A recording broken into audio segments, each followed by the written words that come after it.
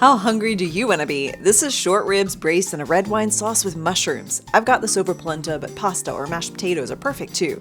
Decadent short ribs are browned on all sides in a large pot or Dutch oven. They'll get seasoned and covered in red wine, broth, fresh thyme, garlic, and quartered onions. They all get nestled in together, so cozy, I just want to jump in myself. Bring to a boil, reduce the heat, and simmer for about 2 hours. Then remove the meat from the pot, strain out the solids, and keep 1 cup of the sauce. Next, add cornstarch to more wine and cook mushrooms, shallots, and thyme in a skillet with butter until they're browned and softened. Add the sauce from the pot and the wine and cornstarch mixture and let it boil for just a few minutes to thicken.